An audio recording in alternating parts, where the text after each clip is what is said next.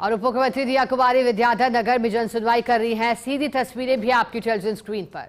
विद्याधर नगर मंडल की वार्ड संख्या 4, 5, 8, 21, 22, 23, 24, 26, 27 की जन सुनवाई है। बड़ी संख्या में देखिएगा उपस्थिति भी लोगों की है। इस दौरान अंबाबाड़ी के आदर्श विद्या मंदिर में जन सुनवाई कर रही हैं। भाजपा संगठन के मंडलवार वार्ड वर्गीकरण पर जन सुनवाई है। संबंधित विभागों के अधिकारी भी मौजूद हैं। सबसे पहले तस्वीरें जन सुनवाई के दौरान की फर्स्ट इंडिया पर आप देख पा रहे हैं। उप मुख्यमंत्री तस्वीरों में दिखाई दे रही है।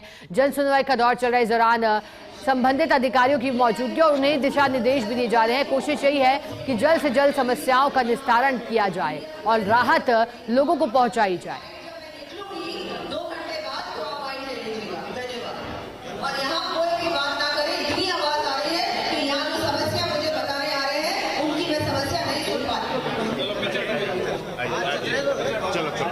जानकारी देने के लिए हमारे साथ एसोसिएट एडिटर निर्मल तिवारी जुड़े हैं। निर्मल जी, जन सुनवाई को लेकर आपने जानकारी दी थी, अब शुरू हो चुकी है, बताइएगा अब तक क्या कुछ सामने आ पाया जन सुनवाई के दौरान?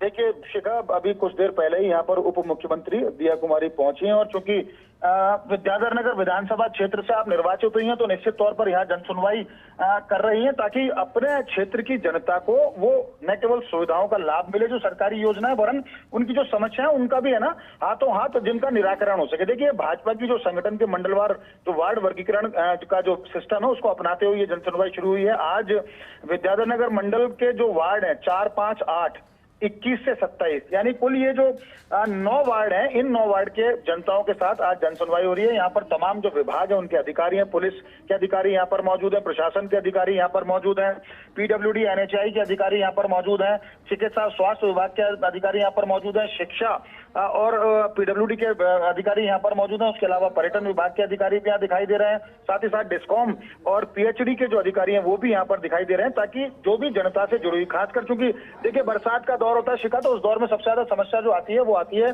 सड़कों की, क्योंकि सड़कें टूट जाती हैं। डामर और पानी का तो कहते हैं ना कि बहर है, तो जैसे ही बरसात गिरती है तो जो इस बार तो मानसून विशेष मेहरबान रहा है तो लगातार वाटर लॉजिंग की जो समस्या क्षेत्र की उसको लेकर के जनता के साथ वो संवाद कर रही है। जनता उनको अपनी समस्याएं बता रही है। कुछ घरों में पानी भरने की जो घटनाएं हुई हैं उसकी जानकारी उनको दी जा रही है। साथ ही साथ जो तमाम जो समस्याएं इस तरह की हैं जो जनता से जुड़ी हुई हैं उनके निराकरण के प्रयास किए जा रहे हैं। कोशिश यही है कि नगर निगम के द्वारा, जिला प्रशासन के द्वारा, जिला रसद विभाग और महिला बाल विकास के विभाग के द्वारा जितनी भी जो समस्याएं, खासकर उन समस्याओं को हाथों हाथ उनका निराकरण हो सके। तो अभी संवाद का दौर शुरू हुआ है। काफी संख्या में यहाँ पर लोग मौजूद हैं। खास बात यह भी है कि जैसे ही मैडम यहाँ पर पहुंची उनके स्वागत सत्कार लोगों ने किया। यहाँ के स्थानीय लोगों ने, यहाँ के जो भाजपा के जो मंडल के जो पदाधिकारी हैं उन्होंने स्वागत सत्कार उनका यहाँ पर किया है। साथ ही साथ कोशिश ये की जा रही है कि ज्यादा से ज्यादा लोगों से वो 1-to-1 फीडबैक ले सकें ताकि एक एक करके सबका ये पता पड़े कि उनके साथ समस्याएं क्या। साथ ही साथ एक चीज और हो रही है नई जो देखने को मिल रही है इस बार, वो ये है कि सुझाव भी लिए जा रहे हैं जनता से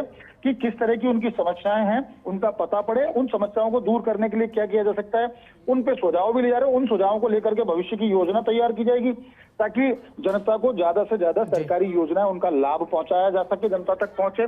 और कोशिश ये भी है कि खासकर जो महिला बाल विकास, कुछ महिलाएं जो आंगनबाड़ी की समस्याएं लेकर वहां पर यहाँ पर मौजूद है तो उनकी भी समस्याओं का निराकरण के प्रयास किए जा रहे हैं। और कोशिश ये की जा रही है कि एक ऐसी योजना विद्याधर नगर को लेकर के बनाई जाए जिसमें विद्याधर नगर की सड़कें, विद्याधर नगर के स्कूल, यहाँ की स्वास्थ्य सेवाओं को और सुदृढ़ किया जा सके।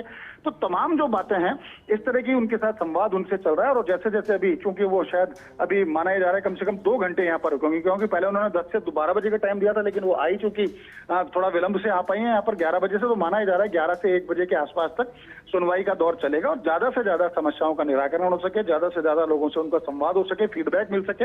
उन तमाम बातों को लेकर के ये जन सुनवाई रखी गई है। तो उम्मीद तो यही कि जैसे जैसे दिन चढ़ेगा वैसे वैसे जन सुनवाई के दौर में जो जो समस्याएं हैं जनता की वो सामने आएंगी। और सबसे ज्यादा देखने में ये मिल रहा है कि स्वास्थ्य संबंधी समस्याएं, शिक्षा से संबंधित समस्याएं, सड़कों से संबंधित समस्याएं, बिजली से संबंधित समस्याएं, सड़कों से संबंधित, तो इन तमाम जो इस तरह की समस्याएं उनका हाथों हाथ निराकरण किया जा सके उसी तरह के प्रयास किए जा रहे हैं। उनका पूरा स्टाफ यहाँ पर मौजूद है और तमाम जो अधिकारी हैं यहाँ वो भी बड़ी संजीदगी के साथ ये कोशिश कर रहे हैं कि जैसे जैसे मैडम के हाथ में जो जो समस्याएं पकड़ाई जा रही हैं उनको वो देखें, हाथों हाथ निराकरण करने के प्रयास करें। और हाथों हाथ जो जिनका निराकरण नहीं हो सकता, जिनमें समय लगेगा, तो वो जनता को साथ ही साथ समय अवधि भी बताएं कि इस समय अवधि में इनकी समस्या का निराकरण किया जा सकेगा। तो तमाम इस तरह का जो दौर है। और अच्छी बात है कि जो पहल उप मुख्यमंत्री दिया कुमारी ने की है, निश्चित तौर पर से जो दूसरे मंत्री हैं वो भी इसको मिसाल के तौर पर देखेंगे, वो भी जन सुनवाई का जो दौर है उसमें शुरू करेंगे संबंधित विभागों का। और उप मुख्यमंत्री दिया कुमारी के साथ तो ये भी है, क्योंकि उप मुख्यमंत्री होने के साथ साथ प्रदेश का जो वित्त महकमा है वो उनके पास है, पर्यटन उनके पास है, पीडब्ल्यूडी उनके पास है, महिला एवं बाल विकास उनके पास है, बाल अधिकारिता विभाग उनके पास है।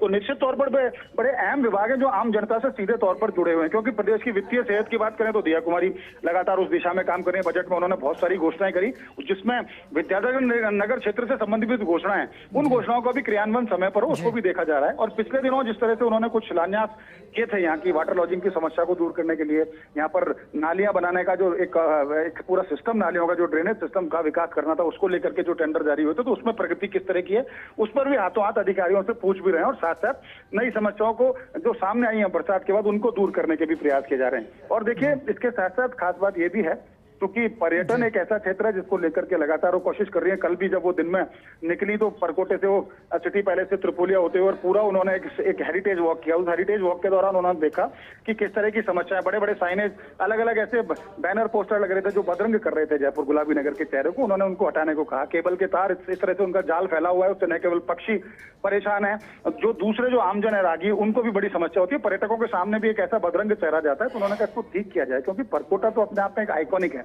तो इस तरह की बहुत सारी बातें हैं जो न केवल वो उनको भी देख रही है, साथ साथ जनसुनवाई का उन्होंने जो दौर शुरू किया, तो निश्चित तौर पर आज 9 वार्डों की जनसुनवाई कर रही है। उसके बाद जो अगला दौर होगा उसमें दूसरे जो वार्ड हैं उनके लोगों को उसमें बुलाया जाएगा, उनकी समस्याओं का हाथों हाथ निराकरण करने के प्रयास किए जाएंगे। और देखिए, आप देख सकते हैं, हम जिस तरह के दिखाने की कोशिश करेंगे कितनी संजीदगी से लगातार वो एक एक करके सबको सुन रही हैं, सबके साथ संवाद स्थापित करने की कोशिश कर रही हैं, ताकि वो एकदम जमीनी स्तर पर उनको पता पड़ सके कि बिल्कुल माइक्रो लेवल पे किस तरह की जो योजना सरकार की वो पहुंच रही है, नहीं पहुंच रही हैं, उनका लाभ मिल रहा है, नहीं मिल रहा है, नहीं मिल रहा है, क्यों नहीं मिल रहा है। कई लोग ऐसी भी समस्याएं लेके आते हैं, हमारा राशन कार्ड नहीं बना, कोई कहता है आधार में उनका नाम नहीं जुड़ा, बहुत सारी छोटी छोटी समस्याएं, गैस एजेंसी से संबंधित समस्याएं, किसी को पानी से संबंधित समस्याएं, घरों में पानी नहीं पहुंच रहा है। बिल्कुल निर्मल जी, और जन समस्याओं के निराकरण के प्रयास पहले ही शुरू कर दिए गए थे और अब दौर चल